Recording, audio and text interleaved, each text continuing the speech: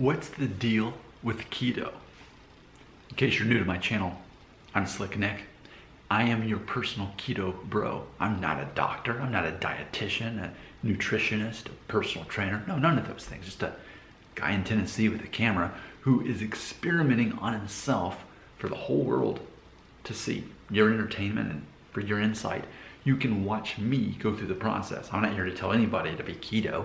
I'm describing my own experience in the process of what I'm doing. So for anyone else who's interested or curious, they can maybe see what another fellow keto bro or gal is doing.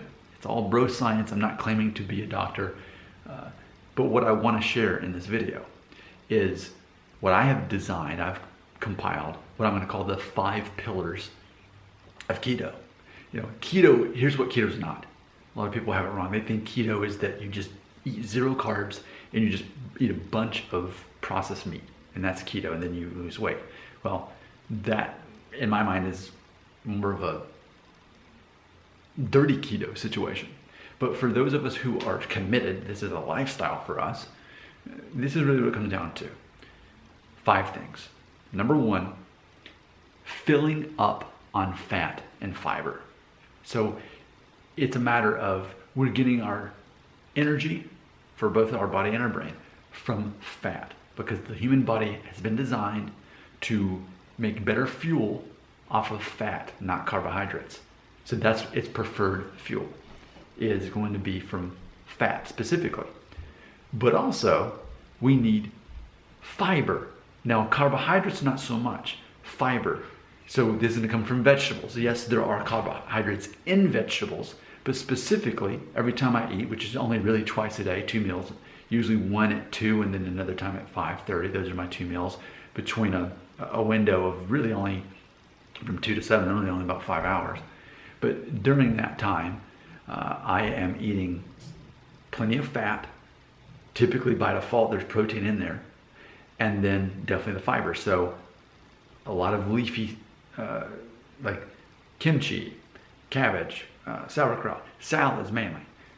Eating that with the meals so that it's able to digest and I'm able to get certain nutrients from that. Sweet potato, I eat a half of the sweet potato at dinner, and I eat a few blueberries in my yogurt, for example. So my carbohydrates are under 50 grams a day, and most true keto people are going to say between 25 and 50 grams a day, so that you get basically enough fiber so that you for digestion and certain nutrients from those. But the focus is how much fat can I eat, and ultimately the answer is really not a whole lot, because you feel fuller quicker from fat than you ever will with carbohydrates.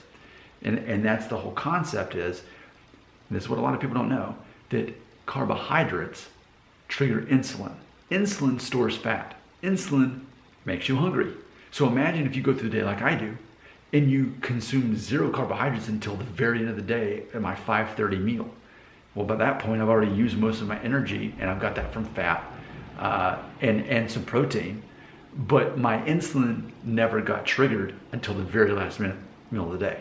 And during that time, my body is burning energy from fat that I consume, but also my own fat, because I'm not really consuming much calories at all from anything other than pure fat, which is, I do MCT oil and some grass-fed butter in my coffee. So that's pretty much the only calories I'm even consuming until my 2 o'clock meal. So the whole concept is keeping your body from triggering insulin so that you're storing fat. That's the concept. Number 2, which goes hand in hand with that, I just mentioned, I do intermittent fasting. I only really eat food between 2 p.m. and 7 p.m. every day. That means the majority of my life, I am putting myself in a situation where insulin's not triggered, I'm not storing fat, I'm burning fat the whole time. So that's why you're gonna find most true keto people do the same thing. It's a game. It's how long can I make it before I trigger my insulin? Can I make it most of the day, but while still consuming food? The answer is yes. So that's part of what we do. Number 3 is what we drink. So let me go ahead and grab a prop here. This is my half-gallon bottle of water. I go through 2 of these a day. I want to make sure that I have plenty of hydration in this. And also I do apple cider vinegar as well. So making sure we get enough water is huge. It's a big part of our culture. Number 4 is walking. I had been running 2 miles every couple days since I was 15. Now I'm almost 40. And here recently I cut that out. I switched over to walking. The concept is that as human beings, for most of the history of the world, we weren't running regularly. We were walking everywhere. And so what I do is I walk a minimum of 2 to 3 miles every day. And I'm in Tennessee. It gets pretty cold out here, pretty hot out here. Whatever the temperature is, I'm outside for at least that long walking. The concept is it not only relieves stress levels, but also specifically combats cortisol, which is specifically what stores belly fat. That's what, even right now, what I'm going through. I'm losing fat overall, but the belly fat is still there. So I'm finding ways to combat that cortisol, and walking actually helps. Running can actually store more belly fat. So that's why you're gonna find us keto people tend to have this thing that we walk outside at least 30 minutes a day. And then lastly, sleeping. That's huge to us. We're always looking for, I know for me personally, I never wanna sleep less than 7 hours at night. So I drink some tea that's supposed to help you fall asleep. No, it does help. And then also creatine. I take creatine as well. That helps me go to sleep. And I'll even drink like some carbonated seltzer water with no calories or sweeteners as well, just to help me fall asleep. So in review, I'm filling up on fat and fiber. I'm keeping my carbohydrates less than 50 grams a day so that my insulin doesn't even get spiked at all to the very end of the day when I've used up most of my energy for my own fat primarily. And even when it finally does spike, it's kind of not even that much because it's less than 50 grams. Next is fasting. Most of the day, my body's burning its own fat without my insulin ever triggered. Next, I'm drinking plenty of water, at least a gallon a day. I'm walking every single day. And granted, I work out at the gym every day too, lifting weights, weight training. But in addition to that, I make sure that I get out and I'm walking at least 2 miles. And if it's cold, I wear more clothes.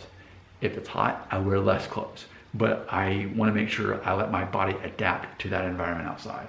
And then lastly, sleeping, because also like the walking, if you're not getting enough sleep, then cortisol becomes a problem. When you're stressed out, then your body is going to store fat. We have been designed in a way to keep from dying, so our body finds ways to store fat. It prefers that you consume fat so that you don't keep the fat. But what happens is, if it thinks, oh, this person doesn't have access to what I actually need, the nutrition from fat, then it says, well, I guess I can make do with some carbohydrates here. Let me use this bread. What happens is that short-term energy, it also spikes your insulin. And so ultimately, it makes your body think this person has access to poor nutrition, so I need to store fat. But if you constantly give your body fat to eat first and make that the priority, your body doesn't need to store fat. And if you don't distract your body with other food, instead you're intermittent fasting most of the day and sleeping, it's allowing to burn off its own fat. So there's my intro. Thanks for watching. I would love to know what you have to add to this because I'm fairly new to this. Tell me about it in the comments right here.